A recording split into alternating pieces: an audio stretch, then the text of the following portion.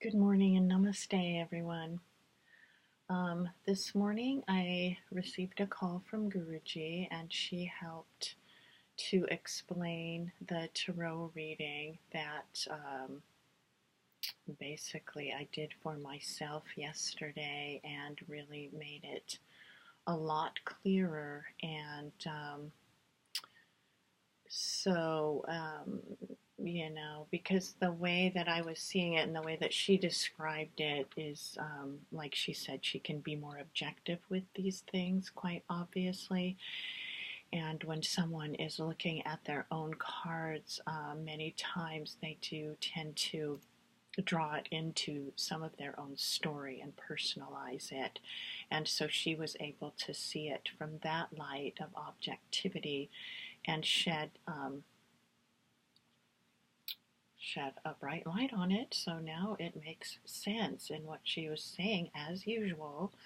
And sometimes here with that, if people, and that's the thing about getting caught up. At times, I know with a lot of this phenomenon, things that come up, I tend to run with it sometimes. And she's, not in that space. And get too involved sometimes here and there, or too excited about it or something. So again, talking with her, it's all, oh, phew, back in balance here a little more. So again, Guruji, thank you so much for calling, and I'll do the best I can to describe the way that she illuminated it, and then it can also speak from my heart in the way that it resonates, because it makes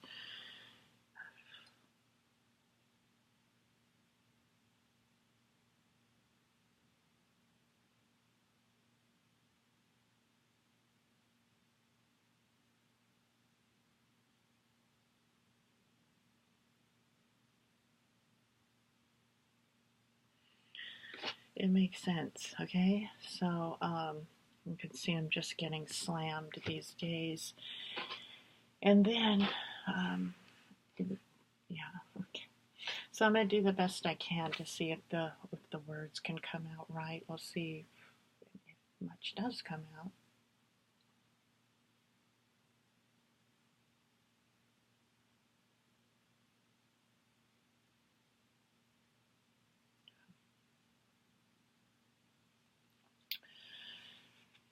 Anyway, so get these in the right order.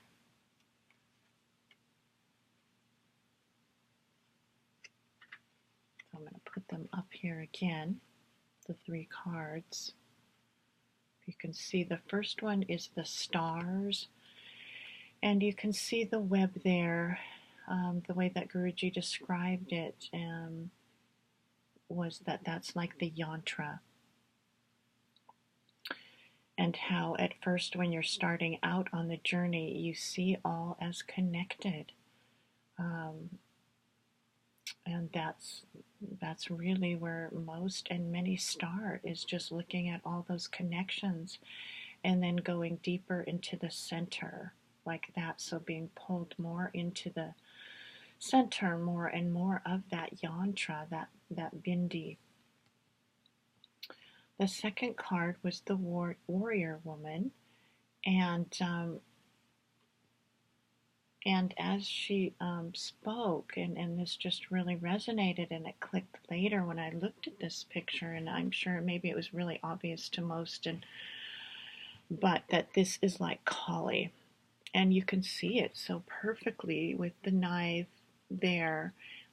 She is, the energy that breaks the dream and breaks the illusion.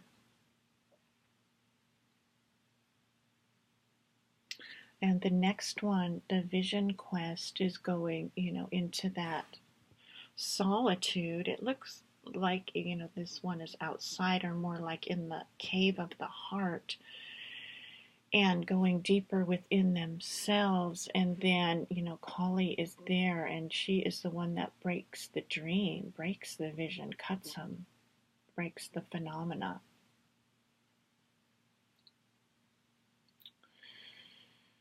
So these are the three cards, and you can see they really flow together nicely. The stars, warrior woman vision quest. So, and then I have my, and she might further bring more clarity to this later if needed. These things come out more. If not, they won't. It's starting to get heavy again for me, or in this pendulum. But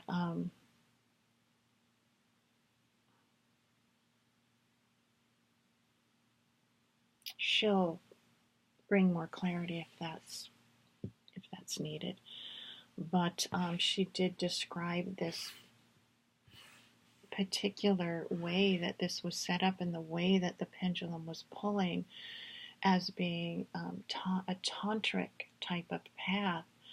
And it wasn't that something was in the pendulum, like I said happened before with the spirits, but it was, the way that the pendulum would pull when we were doing the spirit work, how heavy it was.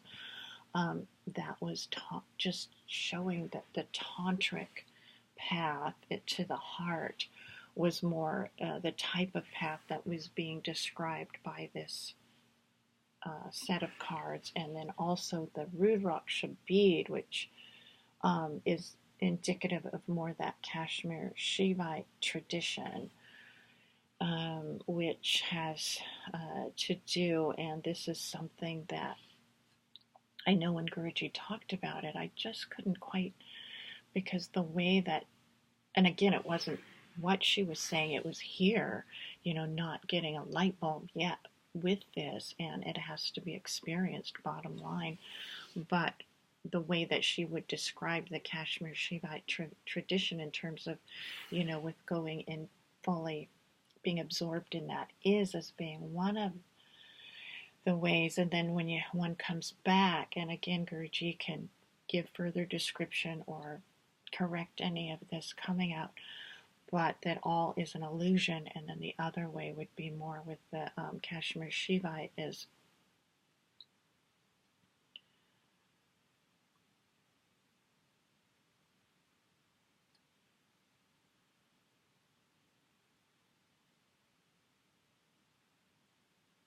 as going into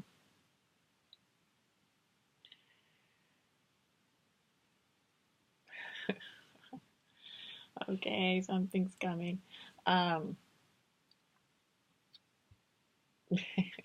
Going into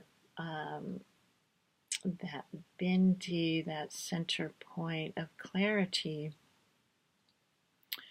and then going outward into more the manifestation, whereas one still sees things as being real and all has that same heart or that same center where it's all the play. So the illusion is still broken, but that's the way it comes forward.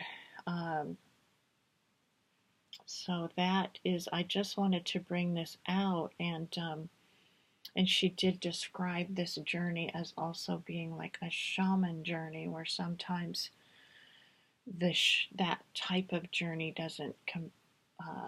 If you look at, sometimes they may stay sometimes in the appearances. With this though, with the tantric aspect of it and that Kashmir Shivite aspect of it, and I think that now that I hear some of that or feel some of that resistance was like, because in my heart I don't want to stay in appearances, but that's not what she was saying. And that's where my density came in, was my own, and that's the thing, when people get more personalized into they want this or don't want that, or the listening shifts.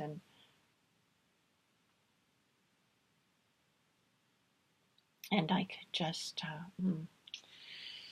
yeah, there's a lot of energy around now these days. Those moons are here in January, and all of that energy, supposed to be the blood red moon solar eclipse. So it's there. So I'm not sure where I ended, but that is it, to just, the objectivity, and that these are about energies, and they're not in some ways they do have to do with the personal journey, but in the, I mean, the reality of it is that they're energies, they're impersonal, and this is just displaying the journey and Kali and cutting through that dream illusion. So I hope this helped, and I'm just so blessed again to have Guruji to illuminate these things.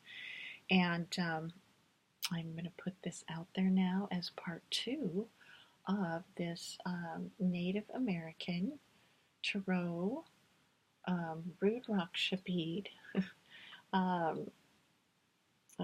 pendulum reading.